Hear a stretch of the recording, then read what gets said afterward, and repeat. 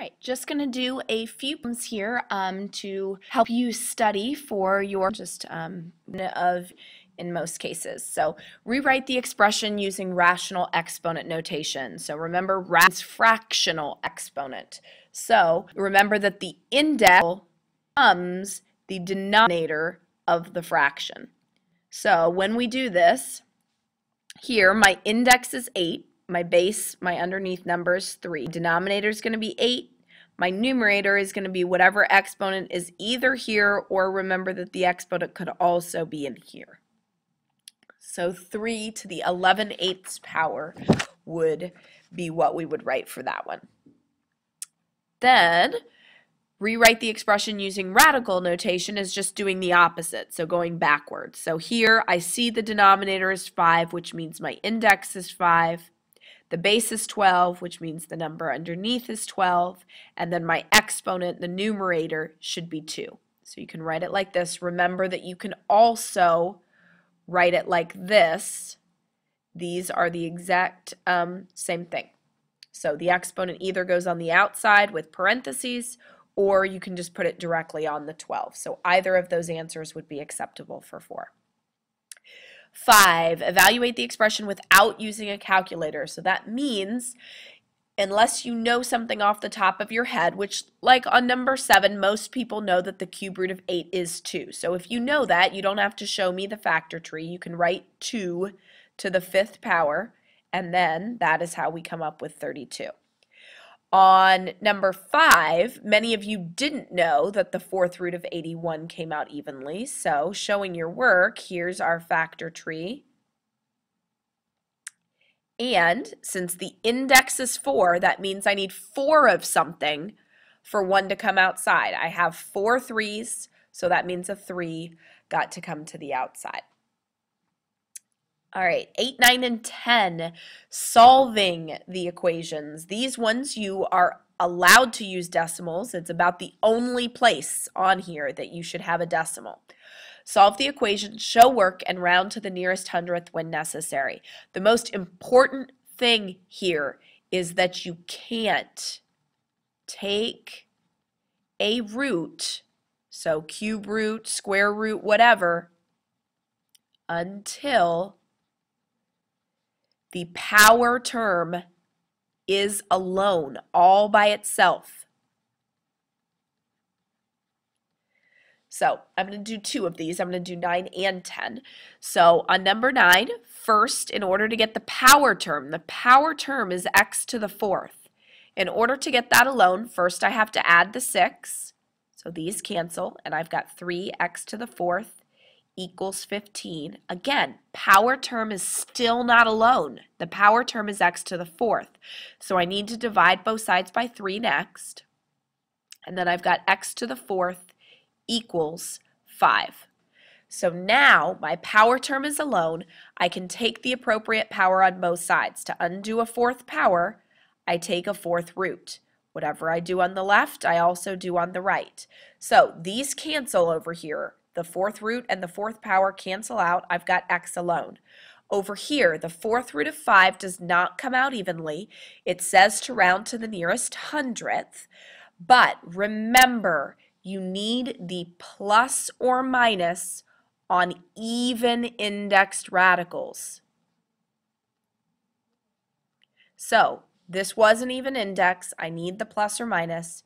You can type in the 4th root of 5 to your calculator, and I rounded to the nearest hundredth, which came out 1.50. So plus or minus 1.50 for number 9. Number 10, again, you have to get the power term alone. This is my power term. So I need to get rid of this 4 by dividing first. So that gives me x plus 3 to the 3rd power equals -3. Here, my exponent is 3. So to undo it, I take the cube root on both sides. So over here, the exponent and the root undo each other. I've just got my x plus 3. On the other side, cube root of -3. Now some people are like, oh, but that gives me an I. It does not give you an I. because this is an odd indexed radical.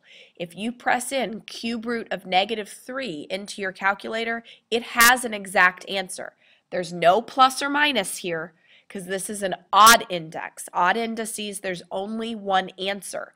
And in this case, the answer is negative. The cube root of -3 is -1.44 when I round it to the nearest hundredth. So now I'm still not done because x isn't alone. Now I need to subtract my 3. So x equals -4.44. And these are approximations. So if you put the squiggly, that is appropriate as well. All right, simplify and show your work. The big key here is that if it's in exponent form, use your exponent rules. If it's in radical form, use your radical rules. You only need to switch back and forth when you're at a point where you can't do anything else with one form, but you could do something in the other. Otherwise, there's no reason to switch. So some of you are making this much harder than it is. Let's look at number 14 first, because this is a radical example. So with the radicals, remember we treat the numbers differently than we do the variables. With the numbers, the cube root of 64, it actually comes out evenly. Now, if you didn't know that, you would need to break it down. 64 is 8 times 8, 4 times 2, 4 times 2, 2 times 2, 2 times 2. Remember, since this is a cube root, for every group of 3, a 2 gets to come outside. So there's a group of 3, and there's a group of 3. So 2 2's come to the outside, so 2 squared comes to the outside. On the variables, there was nothing left on the inside with the numbers. Now, if you just know that the cube root of 64 is 4, that's great. You can write it. Cube root of x to the 7th. Again, there have to be groups of 3 in order to jailbreak. Within 7, there are 2 groups of 3. So 2 x's get to come outside. Those 2 groups of 3, if I have 7 x's, here's a group of 3, here's a group of 3, there's 1 left over.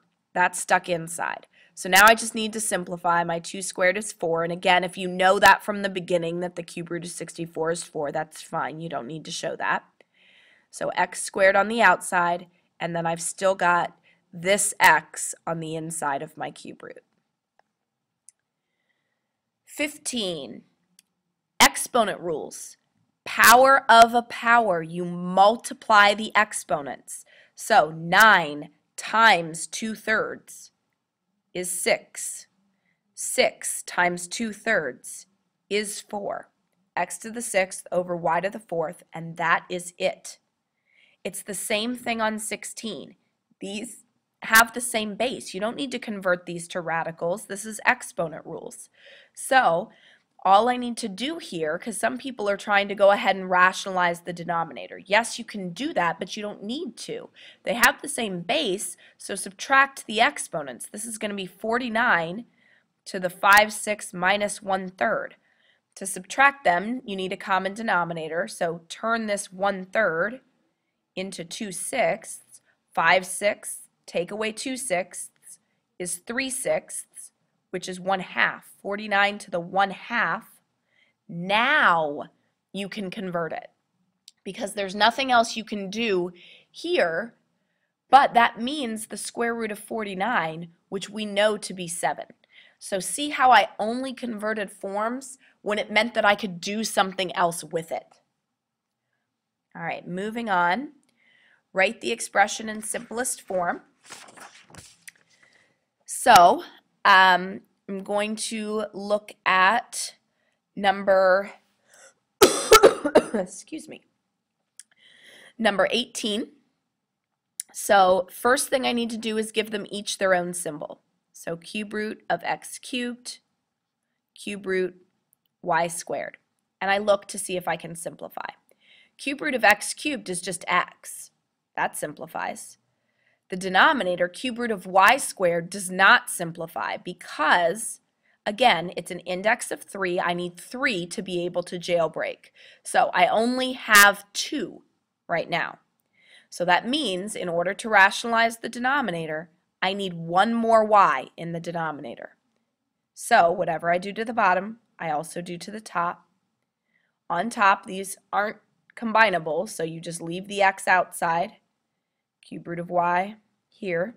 Then down here, again, this gives me the cube root of y cubed, which is just y. And that is it. 17, it's a jailbreak problem. If you break this down, 4, 4, 2, 2, 2, 2, it's a cube root. For every group of 3, one gets to come outside. This one didn't have a group, so it is stuck on the inside. All right, in this next section, the first two are already like terms. Just combine them. 3 plus 6 gives you 9, so 9 fourth roots of 5.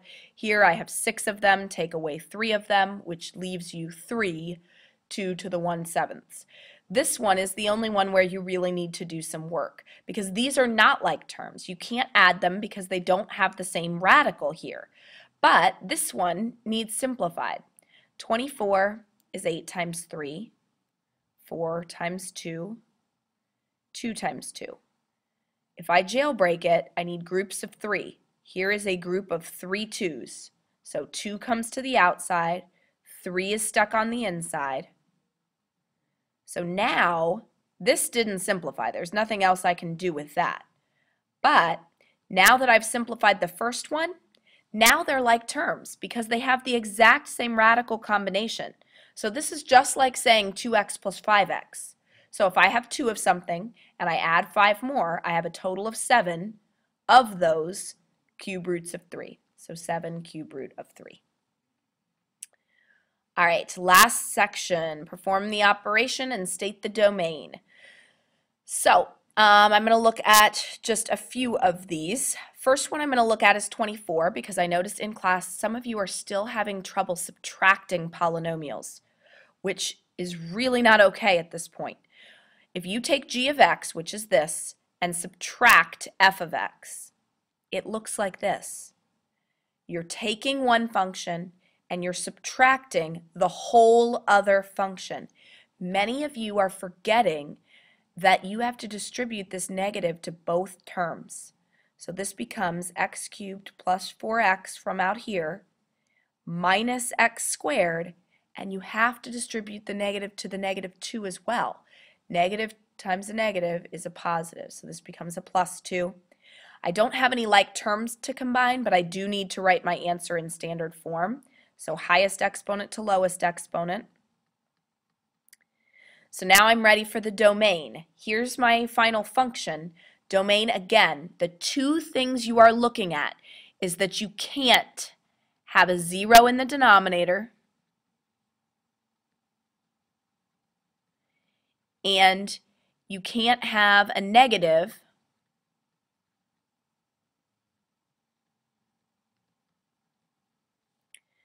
under an even indexed radical. Again, only even indexed radicals do we care about. So I look at my work as well as my final function. I don't have any fractions in my work or in my answer, so I don't need to worry about having a 0 in the denominator. As I look at my work and answer, I also don't see any radicals. There's no radicals here at all, which means there's nothing I can make x that's going to give me 0 in the denominator, and there's nothing that I can make x that's going to give me a negative under a radical, which means x is allowed to be anything. So in this case, the domain is all real numbers. All right, let's look at another one. Let's do 26, we're dividing g of x over f of x. So g of x is x cubed plus 4x. F of x is x squared minus 2. Now, to divide them, we would try to factor if we could, which the top is factorable. That's x times x squared plus 4, but the bottom isn't. So there's nothing that you can cancel. So you can leave your answer just how it is. The work is the answer. So this is my final function. There's nothing else I can do to simplify that. However, I need to decide upon my domain. And when I look at my work, which is also my answer, I have a fraction. I am not allowed to have a 0 in the denominator of this fraction. So you need to find out what would make my denominator 0.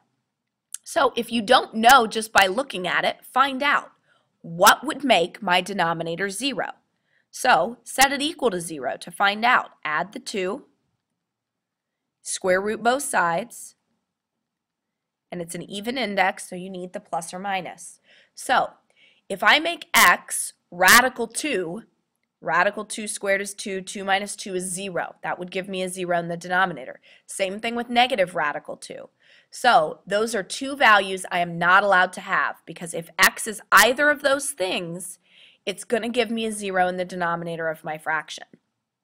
So I looked at that one. The other rule, no negatives under an even indexed radical. I don't have any radicals here, so that doesn't apply. So my domain here, here's my answer. My domain is going to be all real numbers except what's going to make the denominator 0, which is plus or minus radical 2. All right, last one is a composition. I'm going to look at 28. So h of k of x. Again, when you start a composition, start with the outside. The outside, h, is this function right here. So I copy this function, except I leave a blank parenthesis where the x was. So 6, ooh, my pen messed up. We'll try again over here. 6, where the x was, I leave a blank parenthesis. So blank parenthesis, and then I've got to the negative first. So that's my h, that's my outside. The inside is k of x. So this is what I put on the inside, 2x to the 1/2. Now, remember that fractional exponents are radicals. So if you want to put it in radical notation because that helps you remember it, fine, you can do that. I'll solve it both ways over here. So if you prefer to work with the exponent notation, now we need to simplify. This negative first is on this whole parenthesis, which means all of this needs to go to the denominator. Do not put the 6 in the denominator. It doesn't have a negative exponent. So this whole thing goes to the denominator, and the exponent becomes a positive 1, so that stays there. So remember that I said in class that in this section, you don't have to rationalize the denominator. You can leave it like this, except for the fact that you need to reduce the 6 and the 2. So that's going to become 3 over x to the 1/2. So you can leave it like that if you want. If you prefer to look at radical notation, we're going to do the same thing. Apply my negative exponent rule. The 6 stays on top because it didn't have a negative exponent, and this whole thing goes to the bottom. Again, reduce the 6 and the 2, so you've got 3 over square root of x. So either one of these answers would be acceptable. Again, I'm not going to make you rationalize in this section only. So now I need to decide upon domain. I look and I have a fraction. I'm not allowed to have 0 in the denominator. So I look at this fraction. If x is 0, square root of 0 is 0. So if x is 0, I'm going to have a 0 in the denominator. So I know x is not allowed to be 0, so not equal to 0. Then I also have radicals here, because remember, x to the 1/2 is a radical. I'm not allowed to have a negative under an even indexed radical. So here, that means x is not allowed to be negative. So how do we state that? X can't be negative and it can't be 0. So that means it can be anything that is bigger than 0. So that is why my domain is all reals greater than 0. Not greater than or equal to, because again, it can't be 0 itself. So this answer or this answer, again, no matter which choice you make, the domain should be the same. All right, hope that helps a little. Study by practicing extra problems, and I will see you tomorrow.